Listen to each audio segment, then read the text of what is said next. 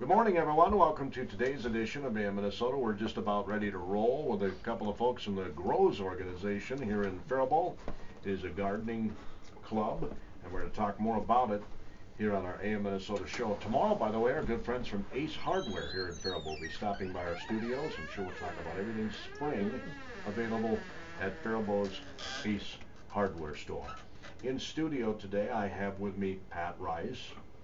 Yes. Good morning, Gordy. How are you doing this morning, Pat? Great. Love the rain. We need it.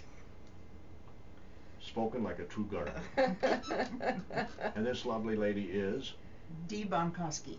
Hi, Dee. Hi. How are you? I'm good. I like the rain too. Spoken like a true gardener. What is that with you? Oh, this is a gift for you.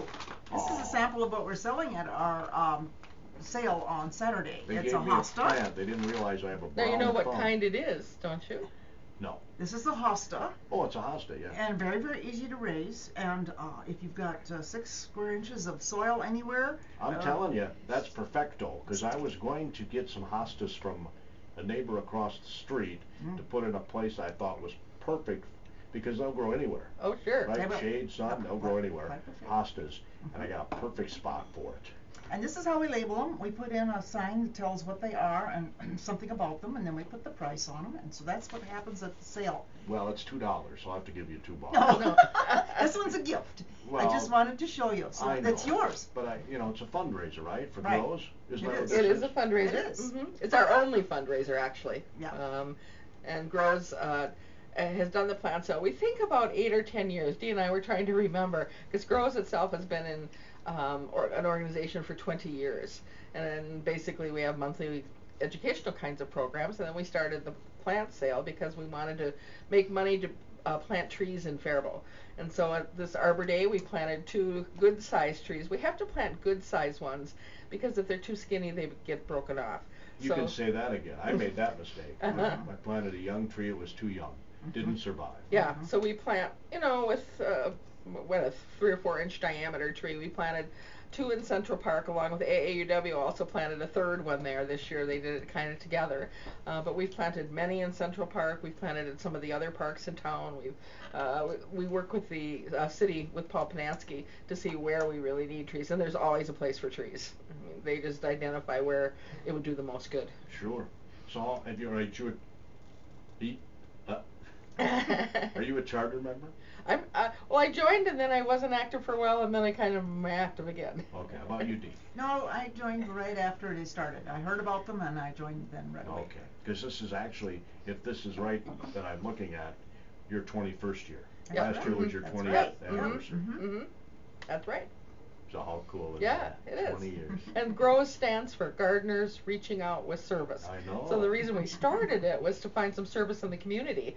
So anybody who goes to the band show and sees the gardens out at the park at Central Park, we just had a weed along session. After Arbor Day, we went and weeded everything out. And so we moved things around and tried to see where things should belong. And so that's a nice garden that we have in town. A bunch of folks were weeding over there, I don't know, a year or 2 back. And I was walking by, I was out for a walk by Central Park. They were out there weeding in one of these gardens. I said, you ought to do it. You ought to have a garden that doesn't require all this weeding. And you can do that, right? Well, you can mulch to some extent, but you can't totally. You have to pull some weeds. Every garden's got weeds. And actually, our problem now is our things are doing well. God's way of making us work, I think. And when they do well, like hostas, I mean, these hostas will spread. So you really have to separate them. Yes, and this one have to easily make 3 plants. Well, a gardener's best friend is the Grows organization here in Faribault. It's a club that's been around over 20 years. Pat Rice and Dee Bonkowski are with me. Did I get that right, Dee? Yes, you did. They're with me today in our AM Minnesota program, and we're going to talk about a plant sale coming up. They were nice enough to bring me a hosta. This is the plant sale. Yeah, tell me some more about it. Well, these are the signs that we put up around town, and they just invite people to come. So if you see one of these pink, sometimes they're bright yellow, pink signs, it starts at 8 and goes till noon. Like Pat said, by 11:30 we're giving stuff away. But the good stuff is earlier, and we try to have things like ground covers and sedums and daylily and iris and hosta that everybody needs as a start for their garden. And most of those grow virtually anywhere, right? Very easily. Pretty much we have mostly perennials, although sometimes people bring some house plants. We've had a few of those, and sometimes people will have planted up even some annuals and something. And I have some herbs I'm bringing this year. So herbs. Yep. So there's a good variety. We never know for sure what's coming. Sometimes we've had lilacs. We've had ferns. So a variety of things. You gals go mushroom hunting? I have not. I have in the past, but not for a long time. I'm a little apprehensive about the type, People who are mushroom experts do this with glee, but I'm always a little worried about getting the wrong one. And the sale, by the way, is at the parking lot of the senior center in Faribault, right next to Buckham Memorial Library, and you'll see us out there pretty much out in the open, so we're hoping for good weather on Saturday, and most of the plant material comes from gardens of our members. So occasionally we have someone that's a non-member that said, "Can I give you these?" And so we'll obviously take them if you're digging up something.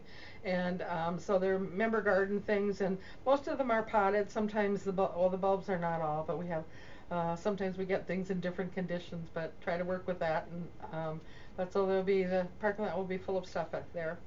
We're talking about all flowers, right? No, not necessarily all flowers. Maybe some tomatoes or something? No, we really don't deal with the vegetable starters. We haven't Not in the many past. people, So, So Grows just deals with flowers? You must... Flowers and shrubs. You must have members, though, that do vegetable gardening. Oh, yes. Sure. I think a couple times we've had somebody bring something, but it's just not something we tend to have at the sale itself. Because most of the time we dig up things that are already in our gardens, and whereas you're putting in the vegetables, so you're not pulling them out typically. Right. But it's amazing the array of things that we get every year. It's kind of fun for us. We're probably some of our best customers. I'll bet. I bet some of the other gardeners buy things. They do. Come early. That makes sense. 8 until noon on Saturday. Do you have any idea how many parks you guys help maintain? Well, Central Park is the one we really help maintain, and we have maintained a garden up at the Nature Center, which was a butterfly garden, but then they wanted to create a water garden, and so now we're just helping with the weeding part of that. And the plants that were there we transferred to some of our other locations in Central Park, but we have planted trees up on the hill, up by the water tower. We've planted trees, and I would guess most parks in town have probably been a recipient of some of the trees. And again, part of being a tree city, you have to hold an Arbor Day celebration, and you have to do some planting. And so we're helping Faribault accomplish that by purchasing the trees with money we make from the plant sale.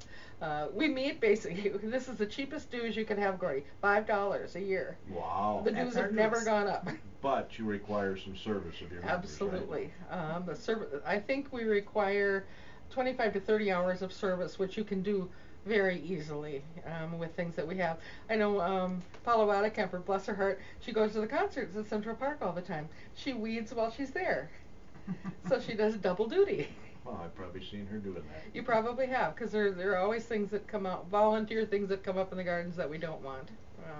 And so that's a place that people can work at doing those gardens. And we always invite people to come to our meetings, third Monday in the month, and we have some really good speakers. We learn, we're, as she said, educational. We're always trying to learn something new, and we have some really good speakers and so we invite people to come, and there's no obligation. Come, join if you like, or not.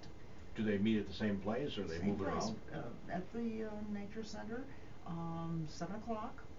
And third. But this year we did move to the second Monday. Second Monday, that's right. Instead of the third. We used to meet the third Monday, but last year we changed to the second. We've occasionally had meetings someplace else if it was a film or something, but pretty much it's at the Nature Center. And your presenters talk about a different garden. Oh yeah, we had a great, this week we had Lisa Reavers, who's a librarian and a master gardener, spoke, and I learned something new. Dee already knew it, but if you're wanting to healthily attract birds and insects, and the pollinators especially, don't buy double petunias or double impatiens. They have less nectar because they've been hybridized for so long that they're not as healthy for the insects and the birds and the pollinators. And they're more beautiful because they're bigger, but in fact they're not as healthy for our environment. I would have never guess that, would you? Oh, that's our thrust, just trying to get that kind of information about pollinators especially, because Yeah. it's really in the news. Bees are in jeopardy, and so I know, I read a story about it this morning on the I news. saw that too, yeah. It's like in Minnesota, over 50% bee colonies gone. Mm-hmm. Really? So, And most of them are dying out in the summer. Huh. I think it's fascinating that people setting up bee colonies up on top of roofs of buildings. In downtown and Yes, all over, they've Minneapolis. got some. There's a gal that was a chocolatier and she needed honey, so she set up some hives on top of several of the buildings down there. I don't know if anybody's doing that in Faribault, but Indeed, we need these pollinators. we absolutely do. There's no question about it. Many of the perennials that we sell at the sale are native plants, like the native grasses, and they are early beginners. So they have not been hybridized, and they are more friendly to the bees and other pollinators. You know, the Monardas, the black-eyed Susans, the Batistia, the Columbine, lupins, asters, all of that. Well, you say that so well. So, we encourage people to buy and plant those because they will be long-lived. They don't die out quickly, and they can multiply, and you can divide them and bring some next year to the plant sale. You have a big garden, Dee? Fairly big. Yes. she does. I can attest to it. And she's downsized it, but it's still good size. She's a wonderful gardener. It's fun. I like it. How many hours a week you think you spend in it? Oh, I don't keep track of that. No, I know you don't keep track, but just ballpark it. Well, at least an hour a day, you know. You have to pull some weeds and deadhead. You have to cut off the seed pods and things, so it keeps one busy, but it's fun. Oh yeah, I mean, for liking to look out on stuff growing in your yard, that's fun. And tracking things and knowing how long you've had plants. I know I have plants that I harvested out of my aunt and my father's gardens. And I have given many, many hostas to people. I had a plant that was like super big, and I said, why don't you take the whole thing? And I'll get a little piece off of another one. And they said they did their whole driveway both sides with that one plant. Redividing it, right? You know, hostas are like the rabbits of the plant world. They are. So, good luck. Well, thank you. I really appreciate that. And I think probably, we went to a hosta garden. I think there are thousands of varieties of hostas, not just hundreds, Right. thousands. And they get anywhere from little baby ones that are no more than an inch high to some that are several feet high. So it's become a plant worldwide that's really populated the world because they're easy to grow. You can mow under them, and again, they're hard to kill. So it's a wonderful plant. I know someone who has multiple colored hostas in their yard. I have some that grow no bigger than 2 inches tall, so it's a miniature hosta. And when you see this one, which will be 2 feet tall, Oh, really? That's going to be 2 feet tall? It will be about that tall. Wow. See, they've just started. I mean, well, the hostas have really sprung up in the last week, but some of them are still not very big. Mine seem to sprout at different times. I mean, some of them varieties came up really early. My basic green ones came up really early, but some of my variegated ones are waiting a little bit longer to come out of the ground. And then they bloom at different times too, which is also a nice characteristic. And the hummingbirds love the blossoms from hostas. They have a nice tall stem that gets out with mostly purple. There are some that send out white also. So I'll have some hummingbirds. You probably will. They like them. Wonder what they'll be humming. Maybe you got to teach them. The Falcon Fight Song, maybe. Yeah, you never know. Maybe I can teach them that. What kind of a hosta is this? I can't give you its official name. I'm sorry. I wish I could. But this one will bloom lavender, and it blooms fairly early. Lavender. I Lavender. like that. A lavender blossom. And a long blossom spike on there. So this one will be early. The other ones that we have, large ones are white and they bloom later and they're very aromatic. Some have a strong scent, others do not. So, but indestructible. That's the nice part. I was going to say, there's my brown thumb can't destroy that. Absolutely. I have a neighbor who cuts over mine with a lawnmower in the fall to trim things up on them. And first year he did it, I thought, oh, that's the end of them. Back next spring, better than ever. So they are truly a hardy plant. So that's the recommendation in the fall, mow over it. Well, or trim them back. Many people choose to leave them until spring. Lisa Reavers actually told us at the meeting on Monday to leave all your stuff. Don't trim it down in the fall. Do it in the spring. It helps the soil. And the insects that need some harbor in the winter. Well, isn't that interesting? Yeah, that you should leave some of them. We will have two master gardeners at the sale on Saturday. So people who want to know, maybe I don't know if they could identify the kind of hosta that was or not. They bring gardening books and things, and we'll give you information. Or if you have a really strong gardening question, I'm sure they could help answer that. How big is your garden? Well, both sides of my house, the front of the house, I got 4 plots in the back, and I must say I'm not a really good caretaker. I've got mostly perennials, so I'm lucky. Well, perennials are carefree. They don't like to be hovered over too much. Sounds like my kind of garden. Yeah, you always got to add some annuals in for color, though. Pansies or petunias or something, or hanging baskets. It adds a little bit of color to the yard. But it is fun to see things grow that you put in. You do a game plan with your garden in terms of color, Dee? Try to get something blooming all the time, and like you said, you have to put in some annuals to supplement the color because they're not always there. But it's interesting to peek out and see, oh, the blues are now and the yellows are blooming, and there's lavender. I've noticed around town the irises have just come out for some of the small, especially the Asiatic lilies and stuff. They're coming out, and they have usually a nice little purple flower. So we'll have I know a lot of lilies and irises at the sale. It's pretty typical that we get those. This is the #1 hobby in the world. Is it really? Gardening. I have read that too.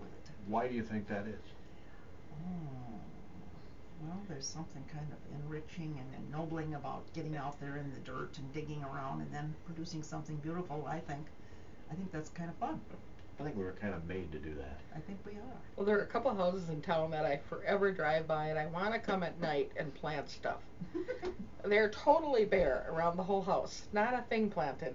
And I have this desire to go, dig in a couple of hostas. It changes even, instead of looking at a bare line, it changes the landscape a little bit to make your eye move a little bit better. I think it's pleasant. They probably don't want to have to maintain it. Maybe not, but there's not. But like you said, there's no maintenance to a hosta. Very low maintenance. Yeah. I can mow over it in the fall. You can. I can attest to that. It really works. When it comes back better than ever. You heard Dee say that. That's right. You might have to divide it because it's reproduced. And they do have to have space. Like I had a bunch die last winter because I have ferns in my front plot that grew over the hostas, and they have for about the last 3 years. So I dug up ferns because I want hostas to come back. You get rid of the ferns. Well, I'll leave some. It was like a row of ferns and a row of hostas, and the ferns, they're pretty prolific also, and they spread. Oh, I know. So that's something you want to ask at the sale too. If you don't want something that's really invasive, ask. Because there are some things that will grow into everything if you don't really control them. And they like to bring some of those because people need them for ground cover in certain areas. They don't mind if they're invasive, but other places you don't want them taking over your garden. And I have a couple of invasive ones that I'm going to bring they're really pretty. It's a variegated plant and it looks nice, but I just have to keep digging it up. Give Pat Rice, for those of you who are viewing this on YouTube, Pat Rice in the lovely pink blouse. Dee Bonkoski, what would you say that is? Gray? Yes. Gardener Gray. Gardener Gray. I like and then I'm peony pink, maybe. Gardner Gray is Dee Bonkoski. They're with us, the Grows organization here in Faribault, which is 21 years old. Wouldn't you say most communities have a gardeners club? Many do. I know Northfield has a garden club. I couldn't say if all do, but I know when we were driving last weekend and went through 2 towns that were having garden sales.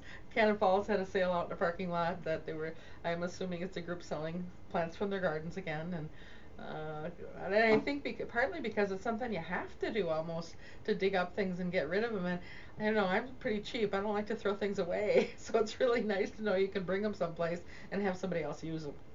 But I don't know that all communities have the service aspect that you guys have. I think that's cool. We like it. I think we have about 40 members in the group itself, and again, they can give service in a lot of different ways, but it's fun to chat with people too and find out things they've done or have. And we have in the spring, it's rather fun, we have a gardening contest for a container. You bring a container that you've gardened, and bring it to the meeting, and then we have the two master gardeners evaluate all of them.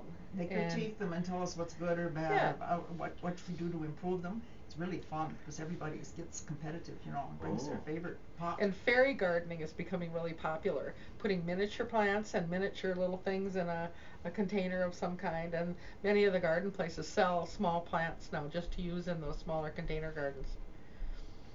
Isn't that something? Mm-hmm. Is that a trend, a local trend? Yeah, you can buy, if you go to Bachman's now, they sell little bridges and little gnomes and little things to put in your container garden. And you know, for some people who don't have a lot of space and cannot have a big outdoor garden, they can have an indoor container garden in their home and still have some stuff growing, because many of the succulents that you can get, you can bring them indoors and they will grow. They don't require a lot of water, and you can create a cute little garden. There'll be some succulents for sale too at the sale. So I'm sure they got a lot of those items down at Donahue's. Well, I'm sure Donahue's has probably some of that, because Yeah. it is becoming popular. And I know one of the master gardeners that we have, she works at a greenhouse, I think maybe in Northfield, I'm not exactly sure, but she has a huge one, maybe the size of this counter here, in her house. And she keeps it in a window, and it's her little fun garden for the winter. So like you said, gardening is important for the spirit. And it can eat year round when you Yes. have the container garden. Sure. Mm-hmm. Do you do anything like that, Dee? I do. I have several of those in my house, yeah. Several? Well, small ones. I don't have any table-sized ones, no. You, Pat? No, I just have plants. I haven't created one of the gardens yet. And I don't want to be in the contest because I don't want to be critiqued. But we've had some very clever things. Yes. One of the couples in our group, they antique a lot, and they found it was like water cups that they were used to have a wheel, and there would be cups, and it would go around. Well, they bought something at Antique Sale, just the cups, and they planted all the cups, and they hung it on their tree for the summer. And it was darling. It was so cute. It was so clever. You think there will be trees on the plant sale? Typically, we don't have trees. Lilacs maybe, but A few small shrubs that have shot up, but not typically trees. You like lilacs? oh yeah, I have one that I transplanted in my yard from my grandfather, and it's still doing okay. Although I have too many trees, the things are, when you get too much cover, I don't have enough sun in my yard, so that is a problem. Well, when I built my new garage, I said goodbye to my lilac bush. Oh, you did. They're out right now. They're pretty.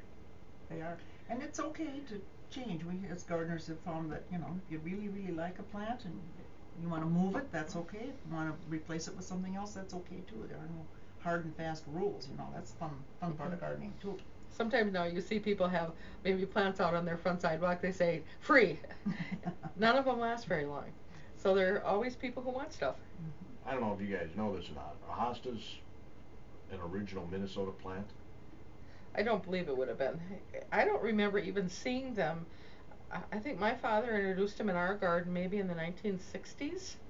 So I think from that time you've seen them, but I'm not sure where they originated. There are many Japanese varieties I know, Right. so they may have originated there. I don't really know.